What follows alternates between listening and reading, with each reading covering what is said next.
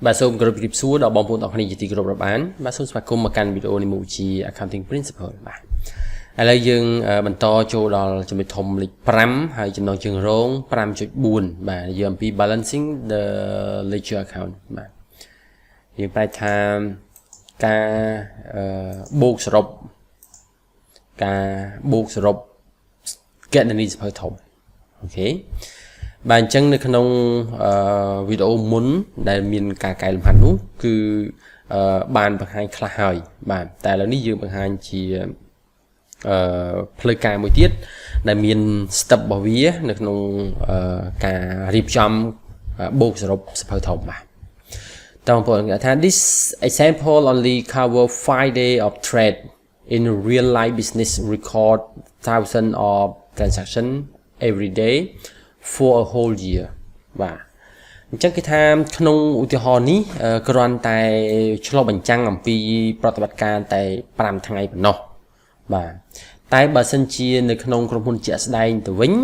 ការកត់ត្រាអាចរាប់ពាន់បាទអាចត្រូវបានគេកត់ត្រារាប់ពាន់ក្នុងមួយថ្ងៃបាទរៀងរាល់ថ្ងៃអញ្ចឹងក្រុមហ៊ុនខ្លះរាប់ពាន់ក្រុមហ៊ុនខ្លះរាប់រយក្រុមហ៊ុនខ្លះរាប់សិបបាទអញ្ចឹងគេកត់ត្រាច្រើនណាស់ហើយបាទបន្តទៅទៀតរហូតដល់មួយឆ្នាំនោះពេញអញ្ចឹងវាច្រើនមែនទែនបងប្អូនច្រើនមែនទែនតែនេះឧទាហរណ៍ត្រឹមតែ5ថ្ងៃទេដើម្បីឲ្យយើងងាយស្រួលក្នុងការយល់បាទតែដល់ពេលយើងធ្វើការចាក់ស្ដែងវាច្រើនណាការបូកហ្នឹងគឺរៀងលំបាកគូសំត្រូវផ្ទៀងត្រូវអីបាទ At the end of the year or at the end of each accounting period the account need to be balanced off បាទអញ្ចឹងគេថារៀងរាល់ចុងឆ្នាំឬក៏ចុងការីបរិច្ឆេទបងប្អូនការីបរិច្ឆេទហ្នឹងគឺ period ណាការីបរិច្ឆេទបាទការីភាសាទេបងប្អូនការីបរិច្ឆេទនេះសបណាបងប្អូនទៅសេម៉ៅពិបាកណាស់បងប្អូនអើយបាទការីបរិច្ឆេទអញ្ចឹងគេដាក់ថារៀងរាល់ចុងឆ្នាំឬក៏ចុងការីបរិច្ឆេទគណនីទាំងឡាយត្រូវតែធ្វើការបូកសរុប balance off បាទបូកសរុបដើម្បីរកឲ្យឃើញនៅសមតុល្យ balance ហ្នឹងសមតុល្យណាតែនៅវានៅសល់ប្រមាណនៅសល់ខាងណាជាដើមអូខេ This time management what the closing balance is for statement of financial position balance sheet items such as cash or payable and what the total are for income statement items such as sale or purchase បាទគេថាការធ្វើបែបនេះគឺដើម្បីប្រាប់ទៅឲ្យអ្នកគ្រប់គ្រងថាសមតុល្យចុងក្រោយរបស់វា closing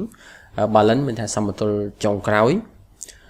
របស់វាទៅលើរបាយការណ៍តំណែងរញ្ញធុ balance sheet ហ្នឹងតារាងតុល្យការដែលមានរឿងរ៉ាវដូចជាលុយដូចជាការចំពាក់ជាដើមបាទ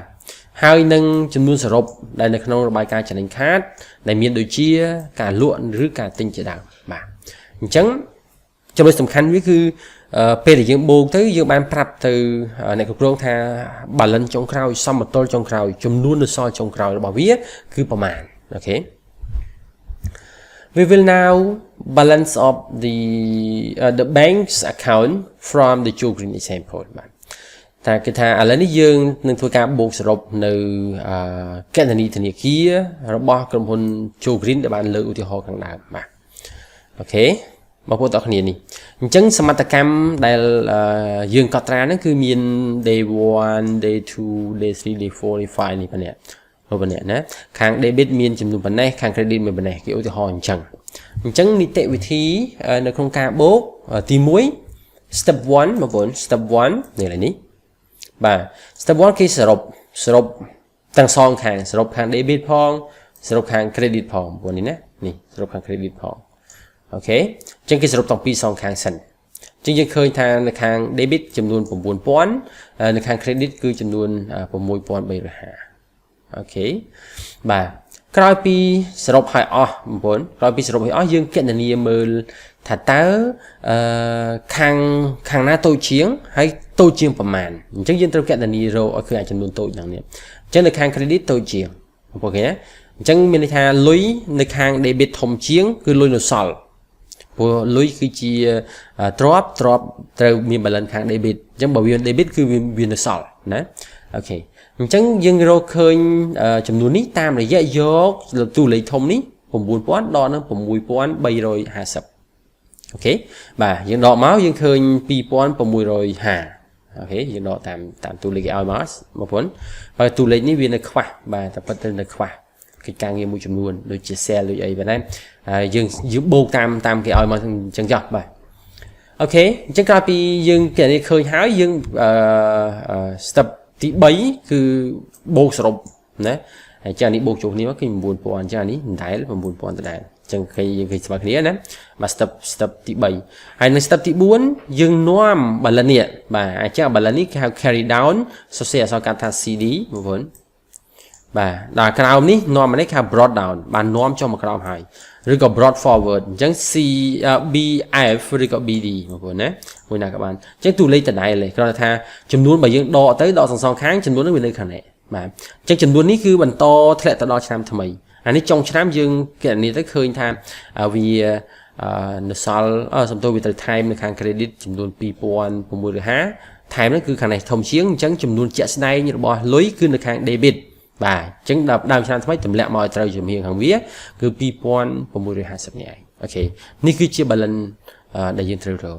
អូខេបងប្អូននេះគេរាយរាប់មួយដែរណា step នេះមួយហ្នឹង step 1នេះគេថា calculate subtotal for both side of account ធ្វើការគណនាចំនួនរងបាទចំនួន subtotal មានថាវាអត់សរុបរួមទេមានថាបូកជាផ្នែកបាទបូកជាផ្នែកនៃគណនាទាំងសងខាងណានៅផ្នែកទាំងសងខាងនេះអញ្ចឹងបូកខាងនេះបូកខាងនេះដល់ step 2 the difference between two subtotal is the closing balance បាទអញ្ចឹងចំនួនដែលខុសប្លែកគ្នារវាងផ្នែកទាំងសងខាងហ្នឹងយើងយកមកទូទាត់គ្នាហ្នឹងគេហៅថាសមតុល្យចុងគ្រា closing balance អូខេ add the difference onto the side with the smaller subtotal អញ្ចឹងបូកចំនួនដែលខុសប្លែកគ្នានេះទៅចំហៀងខាងសំទោសទៅចំហៀងខាងដែលតូចជាងណាយើងនិយាយគ្នាមិញហើយនេះបូកថែមខាងនេះអូខេនៅបច្ចេកទេសនេះណាអូខេfor statement of financial position balance sheet the item the closing balance is sometimes referred to the balance carry down បាទអញ្ចឹងនៅក្នុងរបាយការណ៍ balance sheet ណាសម្រាប់របាយការណ៍ balance sheet closing balance ហ្នឹងមានពេលខ្លះគេហៅថា carry down នេះគេហៅ CD នឹងឯងបាទ CD អូខេបន្ទាប់មកចូលដល់ step ទី3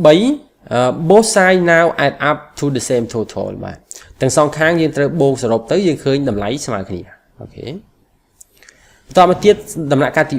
4 for the statement of financial position item 1 year closing balance is the next year opening balance បាទអញ្ចឹងគឺថាសម្រាប់របាយការណ៍តំណែងហិរញ្ញវត្ថុឬក៏តារាងតុល្យការរឿងរ៉ាវសមតុល្យក្នុងរយៈពេល1ឆ្នាំសំទោសសមតុល្យចុងឆ្នាំ1សមតុល្យចុងឆ្នាំ1វានឹងคล้ายទៅជាសមតុល្យដើមឆ្នាំនៃឆ្នាំបន្ទាប់អូខេបាទអញ្ចឹងអានេះសមតុល្យចុងឆ្នាំបាទឲ្យថាឆ្នាំមុនឆ្នាំ2019អញ្ចឹងទៅឧទាហរណ៍បាទអញ្ចឹងដល់ពេលដើមឆ្នាំ2020វានឹងคล้ายទៅជា balance ដើមឆ្នាំគេហៅថា brought down អញ្ចឹង brought down ក៏បានឬក៏ opening balance ក៏បានបងប្អូនណា opening balance ក៏បានអញ្ចឹងបើសិនជាយើងកន្លែងនេះយើងដាក់ថា opening balance យើងប្រើខាងលើដាក់ថា closing balance តែបើសិនជាកន្លែងនេះយើងដាក់ថា brought down ឬក៏ brought forward អញ្ចឹងខាងលើដាក់ថា carry down ឬក៏ carry forward អូខេបាទអញ្ចឹងក្នុងនេះគេថា in this example we are bringing down the debit balance for bank to 1,050 $150 អូខេអញ្ចឹងគេថានៅក្នុងឧទាហរណ៍នេះយើងបាននាំចុះទៅខាងសមតុល្យខាង debit ខាងអនុពន្ធបាទសម្រាប់គណនីធនាគារចំនួន 2650 នេះណានាំចុះមកខាង debit side ណាបើថែមនឹង credit ដល់ពេលវាតម្លាក់មកទៅចំហៀងនៅខាងវាដែលលុយនៅសល់ហ្នឹងបាទអូខេ this means that the business has a positive bank បាទនេះមានន័យថា ក្រុមហ៊ុនមានលុយនៅសល់បាទអូខេបាទអញ្ចឹងនៅក្នុងការបូកសរុបហ្នឹងគឺមានប៉ុណ្ណឹងអូខេនិយាយបន្ថែមទៀតណាគេថា earn overdraft would be brought down as a credit balance គេថាបើសិនជាដកលុយលើសពីធនាគារវិញវាត្រូវមាន balance brought down មួយវាហ្នឹង balance BD របស់វានៅខាង credit ណាបើសិនជាដកលុយលើសចាយទៅលើសអាខាង debit នេះតូចជាងវិញបាទបើតូចជាងវិញទៅថែមខាង debit ហើយនាំចុះទៅខាង credit បាទកាលណាលុយមាន balance នៅខាង credit មានន័យថាយើងដកលុយលើសយើងជំពាក់គេវិញបាទទៅជាបំណុលវិញបាទអូខេបងប្អូនបាទអញ្ចឹងសង្ឃឹមថាបងប្អូនទាំងអស់គ្នាអាចធ្វើការបូកនៅសភៅធំបានដោយយោងតាមដំណាក់កាលទាំង4នេះបាទអញ្ចឹងវីដេអូនេះខ្ញុំសូមបញ្ចប់ប៉ុណ្ណេះសូមអរគុណច្រើនបាទសូមជម្រាបលា